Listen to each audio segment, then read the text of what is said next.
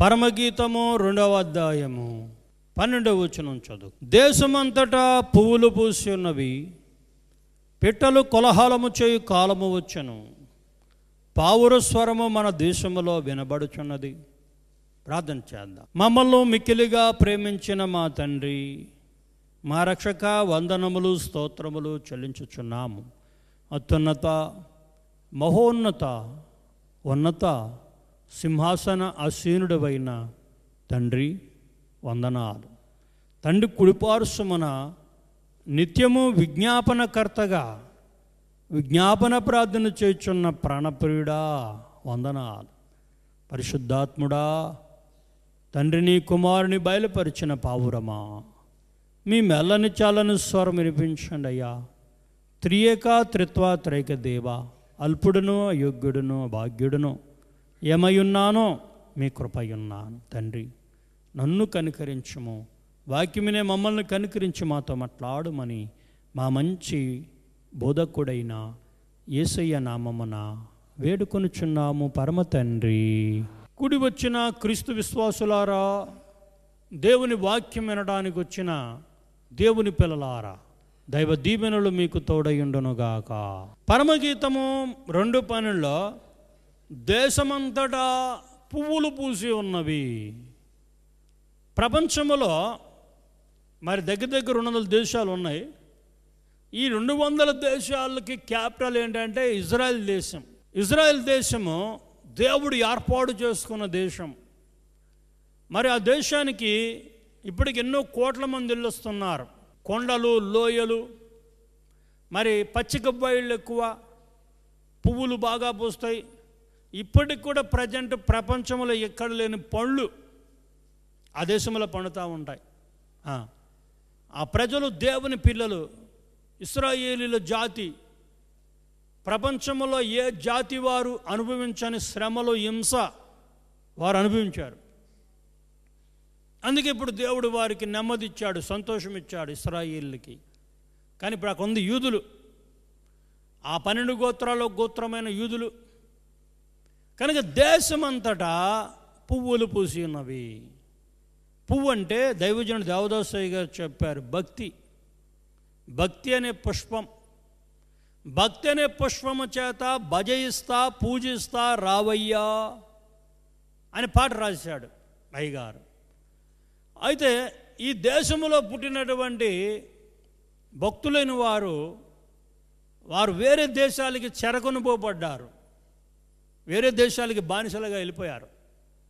అయితే వారు వెళ్ళిన దేశాల్లో వారి భక్తి అనే పుష్పము నుంచి వచ్చిన సువాసన ఆ దేశంలో వెదజల్లారన్నమాట. వారిలో ఒక ఆయన యోసేపు. చూద్దాం, ఆదికాండము 41వ అధ్యాయము 37. ఆ మాట ఫరో దృష్టికిని అతని సమస్త సేవకుల దృష్టికిని యుక్తమై ఉండెను గనుక అతడు తన సేవకులను చూచి, ఇతని వలె దేవుని ఆత్మగల మనుషుని కనుగొనగలమా అని అనెను. యోసేపుని మనం చూస్తే ఆయన కానాను దేశములో, ఇజ్రాయెల్ దేశంలో పుట్టినవాడే. అయితే తన తండ్రి దగ్గర 17 సంవత్సరాలు మాత్రమే ఉన్నాడు. 17 years, 17 సంవత్సరాలు ఉన్నాడు తన తండ్రి దగ్గర యోసేపు. అయితే ఈ 17 ఏళ్ళు అంటే చూడండి, ఇంటర్మీడియట్ సెకండ్ ఇయర్ అయిపోతే 17 ఏళ్ళు వస్తాయి అబ్బాయికి. అంత యవన వయసు కూడా రాలా, అంత పరిపూర్ణుడు కూడా కాలా, పరిపక్వం చెందలా. అడు చిన్నవాడు కాదు, పెద్దవాడు కాదు, 17 ఏళ్ల వయసు, యవన ప్రాయంలోకి వెళ్ళే వయసు. ఈ 17 ఏళ్ల వయసులో ఆయన్ను ఐగుప్తు దేశానికి తన సహోదరులు బానిసగా అమ్మేశారు, మనకు తెలుసు. కానీ తన తండ్రి దగ్గర తాను నేర్చుకుంది ఏంటి? 17 ఏళ్ల వయసులో ఒకటి, పరిశుద్ధతను కాపాడుకోవాలా. ఏం కాపాడుకోవాలా? పరిశుద్ధతను కాపాడుకోవాలా. మన అమ్మగారికి ప్రభు చెప్తున్నారు, దేవుడు పరిశుద్ధులకే దేవుడు. దేవుడు పాపులకు దేవుడు కాదైనా. పాపులను పిలవచ్చాడు, పాపులను రక్షిస్తానన్నాడు, కానీ పాపులకు దేవుడు కాదు మన దేవుడు. ఎవరు? పరిశుద్ధులకు దేవుడు. నువ్వు పరిశుద్ధుడువా? నువ్వు పరిశుద్ధురాలువా? నీ కుటుంబం పరిశుద్ధమైందా? హోలీ ఫ్యామిలీయా? నువ్వు హోలీనెస్ కలిగి ఉన్నావా? పరిశుద్ధులకు దేవుడు, గుర్తుపెట్టుకో.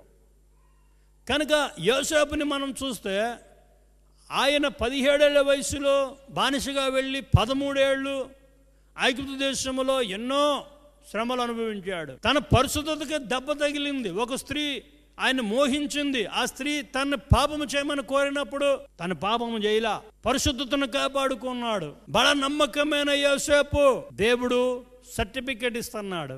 నువ్వు 17 ఏళ్ల వయసులో అమ్మబడ్డావు, ఇది మంచి యవ్వనంలోకి వచ్చావు.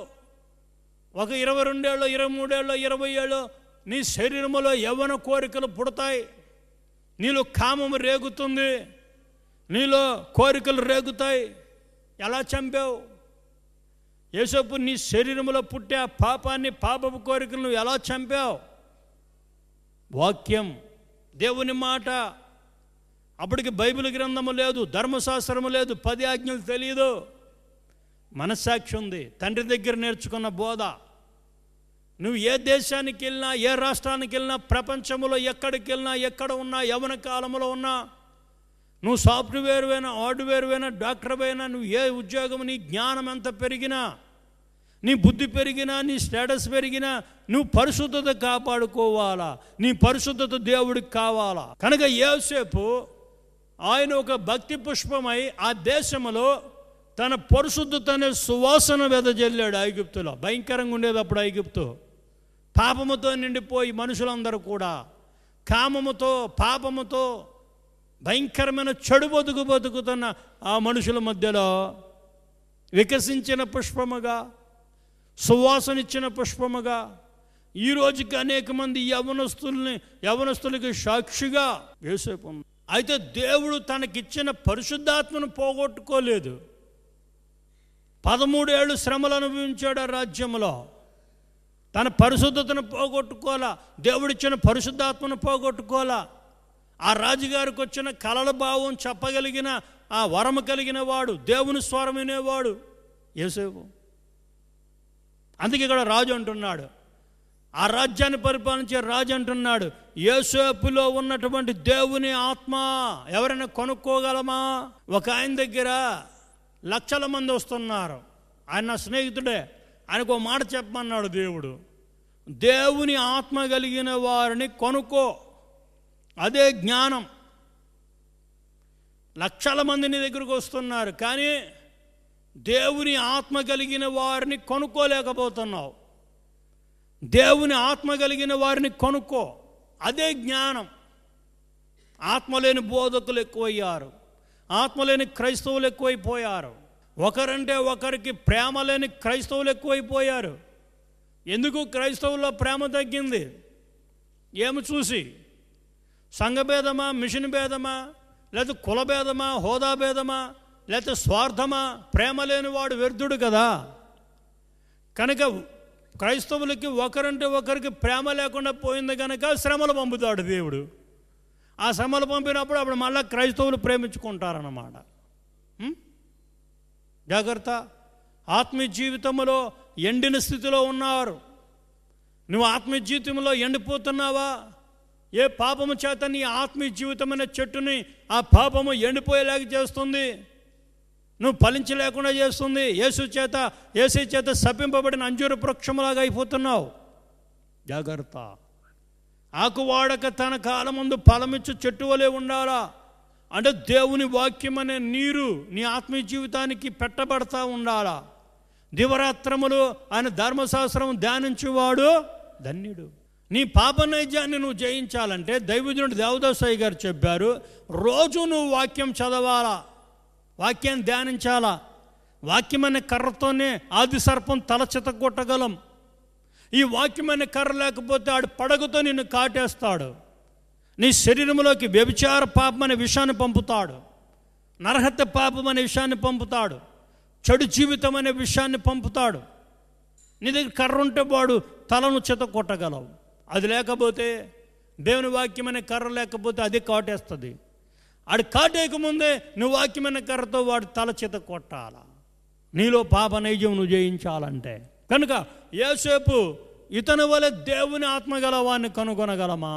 దావీదు ఉన్నాడు, 51వ కీర్తనలో చెప్తున్నాడు, నీ సన్నిధి నుండి నన్ను త్రోసివేయకు దేవా, నీ పరిశుద్ధాత్మను నా నుండి తీసివేయకు. దేవుని ఆత్మ పొందుకొనడము తేలికే. కానీ దేవుని ఆత్మ, పరిశుద్ధాత్ముడు నీలోంచి వెళ్ళిపోకుండా నువ్వు కాపాడుకుంటాం బహు కష్టం. కనుక సౌలు దేవుని ఆత్మను పోగొట్టుకుని దావీదు కళ్ళ ఎదుట దురాత్మ చేత నింపబడిన వాడై ఆయన అనుభవించిన ఆత్మీయ శోభ దావీదు కనులార చూచాడు. అందుకే ఇప్పుడు దావీదు 6వ ఆజ్ఞ పాపంలో పడిపోయి తనలో ఉన్న పరిశుద్ధాత్ముడు వెళ్ళిపోగా విలపిస్తూ ఉన్నాడు. పరుపు తేలిపోయే కన్నీరు, దేవా నీ సన్నిధి నుండి నన్ను త్రోసివేయకయ్యా, నీ పరిశుద్ధాత్మను నా యొద్ద నుండి తీసి. ఒక వ్యక్తి నన్ను ఇబ్బంది పెడతా ఉండేవాడు, దూషిస్తూ ఉండేవాడు, ఆడు క్రైస్తవుడే.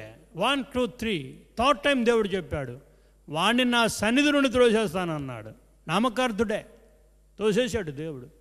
భ్రష్టుడైపోయాడు. ఇప్పుడు జాగ్రత్త, నీ సన్నిధి నుండి నన్ను త్రోసివేయకు అయ్యా, నీ సన్నిధి నుండి నేను వెలివేయబడ్డాను, నీ సన్నిధి నుంచి నేను వెలివేయబడ్డాను, దేశదిమ్మరనై తిరుగుతున్నాను అని కయ్యూను అంటున్నాడు. నా దోష శిక్ష నేను భరింపలేనంత గొప్పది. జాగ్రత్త, దేవుడు తోసివేస్తే ఇంకేమైనా ఉందా? పుట్టిన బిడ్డను తల్లి తోసేస్తే ఏమవుతుంది? కనుక దేవుని సన్నిధి నుండి త్రోసివేయబడకుండా చూసుకో. దేవుడు నీకు ఇచ్చిన పరిశుద్ధాత్మను పాపం చేత పోగొట్టుకోమాక. కనుక యోసేపు మనకు మార్గదర్శకంగా ఉన్నాడు, మాదిరిగా ఉన్నాడు. ఆయన పరిశుద్ధతను పోగొట్టుకోవాలా, రహస్య స్థలములో పరిశుద్ధాత్మను పోగొట్టుకోవాలా, దేవుని స్వరప్రత్యక్షత పోగొట్టుకోవాలా. అందుకే రాజు అయిపోయాడు. బానిసగా వెళ్ళి రాజు అయ్యాడు. దేవుడు ఎవరినైనా దీవిస్తాడు, చిటికలో నువ్వు అనుకున్నంతలో కాదు. నీ జీవితానికి ఒక పాఠము నేర్పి నీకు ఉన్నతమైన స్థితి ఇస్తాడు, ఊరికని ఇవ్వడం. 17 ఏళ్ల వయసులో తీసుకెళ్ళి రాజును పెడితే, రాజుగా చేస్తే ఏం తెలుస్తుంది యోసేపుకి? 13 ఏళ్ళు ట్రైనింగ్ ఇచ్చాడు. జైల్లో చెరసాల్లో ఉన్నవారు ఎలా ఉంటారు, బానిసలు ఎలా ఉంటారు, ఆ సైన్యాధిపతులు ఇళ్లల్లో ఆడవాళ్ళు ఎలా ఉంటారు, వాళ్ళ స్వభావం ఏంటి, వాళ్ళ పాపం ఏంటి, ఆ మనుషుల యొక్క స్వభావం ఏంటి, వాళ్ళ నాలెడ్జ్ ఏంటి, వాళ్ళ నాడి ఏమిటో తెలుసుకో. 13 ఏళ్ళు నేర్పించాడు. 30 ఏళ్ళకి రాజును చేస్తాడు. మనకు కూడా అంతే. దేవుడు మన జీవితంలో శ్రమల బాటలో నడిపించి, ముళ్ళ బాటలో నడిపించి, అప్పుడు పూల బాటలో నడిపిస్తాడు. ముందే నిన్ను పూల బాటలు ఎక్కిస్తే ఆ విలువ తెలియదు నీకు, తొక్కేస్తావు పువ్వుల్ని. ముందు ముళ్ళ బాటలోకి వెళ్ళాలా, శ్రమల బాటలోకి వెళ్ళాలా. కనుక ఈ కనాను దేశంలో పుట్టిన ఈ పుష్పమే ఐగుప్తు దేశంలో వికసించి సువాసన చూపించి దేవుని నామమును ఎత్తి చూపించి ఆ దేశమంతా ఆశీర్వాదాలు పొందడానికి ఆ యోసేపు కారణమయ్యాడు. అందుకే దేశమంతటా పువ్వులు పూసున్నవి. ఇంకా చూపిస్తాను. దానియేలు గ్రంథం 3వ అధ్యాయము 28 చూద్దాం. నెబుకద్నెజరు, షడ్రక్, మేషక్, అబేద్నెగో అను వీరి దేవుడు పూజార్హుడు. ఆయన తన దూతనంపి తను ఆశ్రయించిన దాసులను రక్షించను. వారు తమ దేవునికి గాక మరి ఏ దేవునికి నమస్కరింపకయు ఏ దేవుని సేవింపకయు ఉందుమని తమ దేహములను అప్పగించి రాజు యొక్క ఆజ్ఞను వ్యర్థపరిచారు. కనుక ఈ షడ్రక్, మేషక్, అబేద్నెగోలు అనే వారు కూడా, వీరు కూడా ఇజ్రాయెల్ దేశంలో పుట్టిన పుష్పాలే. యొకన్యా అనే రాజు కాలంలో నెబుకద్నెజరు ఆ రాజుని పట్టుకొచ్చేటప్పుడు ఈ యవనస్తులను కూడా తీసుకొచ్చాడు. అయితే వీరిని బానిసలుగా కాదు కానీ ఉద్యోగాలు ఇచ్చాడు. రాజుగారు ఉద్యోగాలు ఇచ్చాడు, ప్రేమించాడు. నా భోజన బలలో ఉన్న భోజనం పెట్టండి వాళ్ళకి.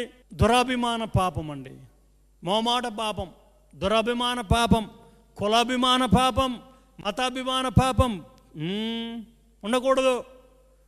కనుక రాజుగారు ఆయన భోజన బల్ల మీద మీకు పెట్టమన్నాడంటే బాగా తిండిపోతులే తినేలేదాళ్ళు ఏమన్నారు, ఆహారంలో అపవిత్రత ఉంది కనుక మేము తినము, మాకు పవిత్రమైన బలహీనమైన ఆహారం ఇవ్వండి.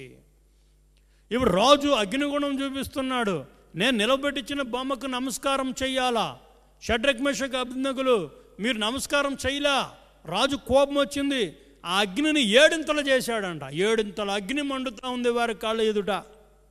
అగ్నిలో కాల్చేస్తా, అగ్నిలో వేసేస్తా, మీ శరీరాలు కాలుతుంటే నేను చూసి సంతోషిస్తా, మీ ఎముకలు పగిలిపోతుంటే చూసి సంతోషిస్తా, మీరు బూడిదైపోతే నేను చూస్తా అన్నాడు రాజు. నెబుకద్నెజర్ అంటే ప్రపంచమంతా భయం. ఆయన యెరూషలేం దేవాలయం పడగొట్టాడు, యెరూషలేం ప్రాకారాలు కాల్చేశాడు, అక్కడున్న ప్రజలను ఎంతోమందిని చంపాడు, చెర తీసుకుని వచ్చాడు. వాడంటే అందరికీ భయం, కానీ ముగ్గురికి ఎందుకు భయం లేదు? ఎందుకు భయంలా? ఏకదైవారాధన, ఓన్లీ వన్ గాడ్. నా దేవుడు, మా దేవుడు యెహోవా, మా దేవుడు జీవము గలవాడు, మా దేవుడు ఆత్మస్వరూపి కనుక ఆత్మతో సత్యముతో ఆరాధిస్తాం. నువ్వు రాజు అయితే రా, రాజు అయితే నీ కోపానికి, నీ అధికారానికి, నీ రాజ్యానికి, నీ కులానికి, నీ మతానికి భయపడేవాళ్ళం కాదు మేము. మా దేవుడు మమ్మల్ని రక్షించగల సమర్థుడు. అలాంటి పౌరుషం కలిగిన క్రైస్తవులు ఉన్నారా? అలాంటి పౌరుషం కలిగిన క్రైస్తవుడుగా, క్రైస్తవురాలుగానే ఉన్నావా? చీమ తలంతైనా బెండయ్యారా?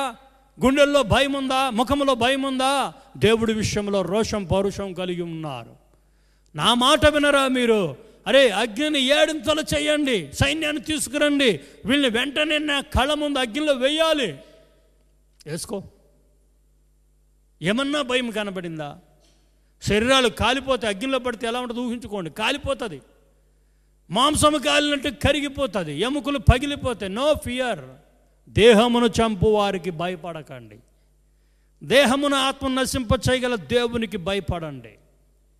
ఉన్నవాడు అనువాడు అగ్నిలో పడవేసినప్పుడు ఉన్నవాడు అనువాడైన దేవుడు వచ్చి ఆ నెబుకద్నెజరుకే కనబడ్డాడు అగ్నిలో. దేవుడు బయటికి వచ్చిన తర్వాత ఒప్పుకుంటున్నాడు, మీ దేవుడు పూజార్హుడు. నా ఆధీనములో, నా పరిపాలన ఉన్న ప్రపంచ రాజ్యాలారా, రాష్ట్రాలారా, షడ్రక్ మెషక్ అబేద్నెగోలు వారి దేవుడే యెహోవా, నిజమైన దేవుడు. చప్పలు కొడు దేవుని మహిమ. జరా వారి దేవుడే పూజార్హుడు. ఆ దేవుణ్ణి ఎవరైనా దూషిస్తే, ద్వేషిస్తే, విమర్శిస్తే వాళ్ళని అగ్నిలో కాల్చేస్తా. నెబుకద్నెజరు కళ్ళు తెరవబడ్డాయి. దేవుని ఉనికిని చూపించారు వాళ్ళు. దేవుణ్ణి దూషించారా? అయ్యో దేవా, మా మందిరాన్ని పడగొట్టించావు, మా ప్రాకారాల అగ్నితో కాల్పించావు, మా పితరులందరిని చంపించావు, మమ్మల్ని బానిసగా ఇక్కడ తీసుకొచ్చావు అని ఏమన్నా హృదయంలో దేవుని మీద బాధ ఉందా? వాళ్ళకి ఉందా? లేదు. వేరే వాళ్ళు మనమైతే బాధపడిపోయేవాళ్ళం, విమర్శించేవాళ్ళం, దేవుడి మీద మనసు ఆయాసం పెట్టుకునేవాళ్ళం. మేము కాదు. మా పితరులు నీ మాట వినక విగ్రహారాధన చేశారు కనుక నువ్వు ఆ తీర్పు తీర్చావు దేవా. అయినా కూడా మేమైతే నీ పిల్లలము, నీ పక్షాన ఉండేవాళ్ళం. ఆ దేశంలో పుట్టిన పుష్పాలై ఆ యొక్క నెబుకద్నెజరు తీసుకెళ్ళిన ఆ బబులోను రాజ్యంలో, ఆ కల్దీల మధ్యలో వారు భక్తి అనే పుష్పంలో ఉన్న సువాసన వెదజల్లారన్నమాట. నువ్వు కూడా అలాగ ఉండాలా? దేశమంతటా పువ్వులు పోసి. ఇంకొక ఆయన చూపిస్తా. దానియేలు గ్రంథం 6వ అధ్యాయము 23వ వచనం. రాజు ఇందును గూర్చి అతి సంతోషభరితుడై దానియేలును గుహలో నుండి పైకి తీడిన ఆజ్ఞగా బండ్రోతులు దానియేలును బయటకు తీసిరి. అతడు తన దేవుని యందు భక్తి గలవాడైనందున అతనికి ఏ హానియో కలగలేదు. ఈయనొక పుష్పం దానియేలు. దానియేలు అంటే యెహోవాకు ప్రియుడు, దేవునికి ప్రియుడు. రాజు చెప్తున్నాడు, ఆ రాజ్యంలో ఉన్న మంత్రులందరూ కూడా దానియేలు మీద పగబట్టి దేవుని పద్ధతి విషయంలో ఆయనలో ఏ లోపం పట్టుకోము. అయితే ఆయన ఎలా పట్టుకోవాలా? రాజుగారితో, అయ్యా 30 దినాల వరకు నీకు తప్ప ఏ దేవుడికి, ఏ మనిషికి ఎవడు మనవి చేసినా, ప్రార్థించినా వాడిని సింహాల గుహలో వెయ్యాలా శాసనం. కొంతమంది ప్రార్థన చేస్తుంటే ఎవరైనా అంటారేమో తలుపులు వేసుకుంటారు. క్రైస్తవుడు, క్రైస్తవురాలని తెలియపరచుకుంటానికి కొంతమంది భయపడతారు, మోమాడతారు, క్రైస్తవులు కానట్టు నటిస్తారు. దానియేలు ఏం చేస్తున్నాడు చూడండి, అక్కడ 6వ అధ్యాయం 10వ వచనం. ఇట్టి శాసనము సంతకము చేయబడినని దానియేలు తెలుసుకొనెను. అతడు తన ఇంటికి వెళ్ళి యథాప్రకారముగా అనుదినము 3 మోకాలుని తన ఇంటి పైగది కిటికీలు యెరూషలేము తట్టునకు తెరవబడి ఉండగా తన దేవునికి ప్రార్థన చేయుచు ఆయనను స్తుతించుచు వచ్చెను. పని కిటికీలన్నీ వేసుకోవాలి కదా. 30 రోజుల వరకు ప్రార్థన చేయకూడదు. ప్రార్థన చేస్తే సింహాల బోన్లో వేస్తారు కదా. కిటికీలన్నీ వేసుకోవాలిగా. కిటికీలు తీసి అందరు విన్నా కూడా సింహాల గుహలో వేసిన యెరూషలేము తట్టు మోకరించి ప్రార్థన చేస్తూ ఉన్నాడు దానియేలు. ఏమి ధైర్యం? దేవుని ఆత్మ, దైవ తలంపులో ఉన్న ధైర్యం. మన నమ్మిన దేవుడు జీవము గల దేవుడు. సింహాల బోన్లో వేశారు. ఉదయకాలమే రాజు వచ్చి దానియేలును బతుకున్నావా, నేను బతుకున్నా. భక్తి అనే పుష్పం. అప్పుడే శత్రువుల్ని సింహాల గుహలో వేసి ఈ దర్యావేష్ అనే మాదీయుల రాజు, ఈ రాజు కూడా ప్రపంచమంతటికి చెప్తున్నాడు దానియేలు దేవుడే, యెహోవా దేవుడే, నిజమైన దేవుడే. అన్ని రాజులు ఎదుటే వీళ్ళు అద్భుతాలు చేశారు. ఆ యోసేపు ఫరో రాజు ఎదుట, షడ్రక్ మెషక్ అబేద్నెగోలు నెబుకద్నెజర్ రాజు ఎదుట, దానియేలు దర్యావేషు రాజు ఎదుట, ఎస్తేరు అహోష్వారోషు రాజు ఎదుట. ఆమెకు పుష్పమే. తన జాతి కొరకు, తన జనాంగము కొరకు వారిని చంపేస్తామని శాసనం రాగా, దేవా నా జనాంగమైన యూదులను రక్షించాలా, వాళ్ళు బ్రతికించాలా, ఈ మరణ శాసనం కొట్టివేయబడాలా. ఆ రాజు అయితే ఉంగరంతో సంతకం పెట్టేశాడు, ముద్ర వేసాడు, యూదులందరినీ చంపేయాలని. 3 రోజులు ఉపవాస ప్రార్థన. అమ్మగారికి ప్రభు చెప్పారు, ఎస్తేరమ్మ అంట దేవుని స్వరం వినేది, దేవుని స్వరం వినే వరం ఉంది. 3 రోజులు దేవుడు చెప్తే ఉపవాస ప్రార్థన, అన్నపానాలు మానేసి ఈనాటి క్రైస్తవులు ఉపవాస ప్రార్థనలు చేస్తున్నారా? నువ్వు క్రైస్తవురాలు శుక్రవారం ఉపవాస ప్రార్థనలో ఉండు. మన కడపలో బాకరాపేటలో ఉన్న సీనాయి కొండను దేవుని శాలకి రా. 9 నుంచి 4 వరకు ఉపవాసం ఉండి ప్రార్థన చేయి. దేవుడు అలా దిగి వస్తున్నాడు మన దేవుని శాలలో. నువ్వు ఉపవాసం ఉండి ప్రార్థన చేయి. వారానికి ఒక పూట ఉపవాసం ఉండు. రానున్న కాలంలో రానయ్యున్న కీడులు పోవాలా. ఏ కీడు వస్తుందో, ఏ శ్రమ వస్తుందో, ఏ మరణం వస్తుందో, ఏ అపాయం వస్తుందో, ముందుగా నీ ప్రార్థన దేవుని ఎదుట ఉండాలి. కనుక రాజు ఎదుటకి వెళ్ళి ఆ మరణకీడు కొట్టివేసి. అందుకే దేశమంతటా పువ్వులు పూసి ఉన్నవి, పిట్టలు కోలాహలము చేయు కాలం. పిట్టలంటే విశ్వాసులు సంతోషించే కాలం వచ్చింది, ఆనందించే కాలం వచ్చింది. దేవుడు ఇర్మియా గురించి చెప్పాడు. ఇర్మియాలో అంట దేవుడే నా ఆశ. ఇర్మియా అంతరంగంలో ఒక కోరిక ఏంటంటే దేవుడే నా ఆశ. ఎప్పుడు నీకు దేవుడు ఆశ? ప్రమోషన్ ఇచ్చినప్పుడా, ఉద్యోగం ఇచ్చినప్పుడా, పెళ్లి చేసినప్పుడా, ఇల్లు కట్టినప్పుడా, నువ్వు అడిగినన్ని ఇచ్చినప్పుడా? కాదంట. దినమల్లా క్రీస్తుకు, దినమల్లా వధింపబడిన గొర్రె పిల్లగా నేను ఉన్నాను. ఎన్ని శ్రమలు, కష్టాలు, బాధలు, ఇబ్బందులు, చెరసాలు వేసి రాళ్లతో కొట్టి ఆయన చంపడానికి చూచి ఆ మందిరానికి రాకుండా ఆయన వెలివేసిన ఆ శ్రమ కాలంలో కూడా దేవుడే నాశ. విశ్వాసులమైన మనము సంతోషించాలా. ఎప్పుడు సంతోషించాలా? అపోస్తలుల కార్యములు 5వ అధ్యాయం 40వ వచనం.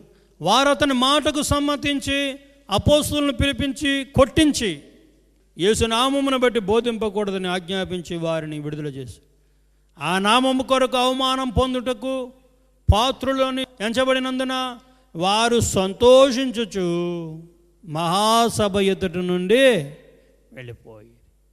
ఆది అపోస్తలుని ఆనాటి అధికారులు, మంత్రులు, రాజులు పట్టుకుని మీరు ఎందుకు యేసుక్రీస్తుని గురించి చెప్తున్నారని బాగా తిట్టి బాగా కొట్టారంట. మనం ఏం చేస్తాం?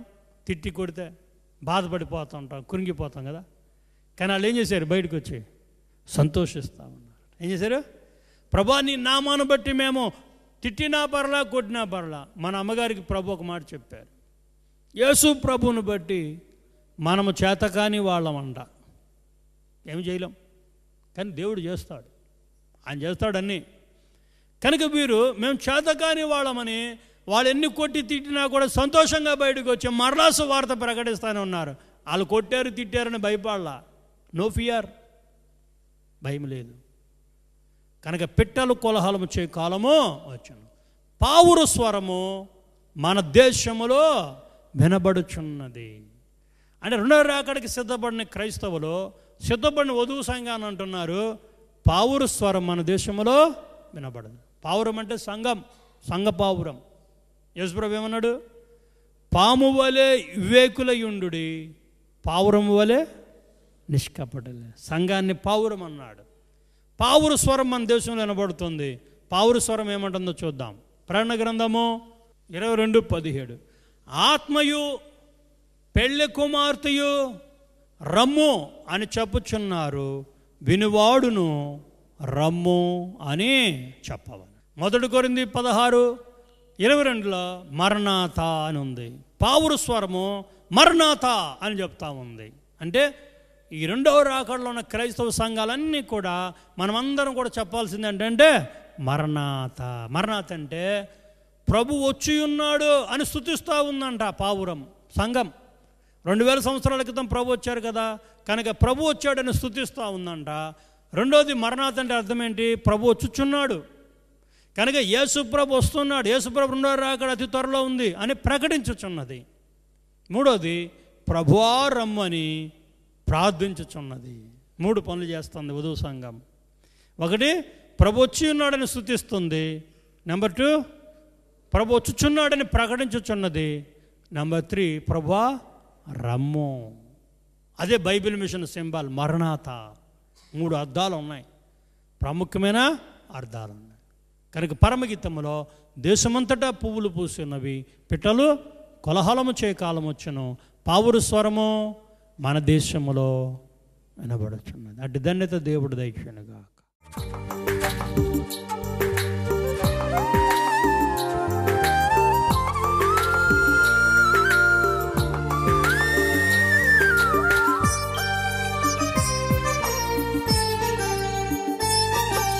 నీతిగల ప్రదీపముగా తండ్రి రాజ్యములో సూర్యునిలా కాంతులతో తేజరిల్లెదవు.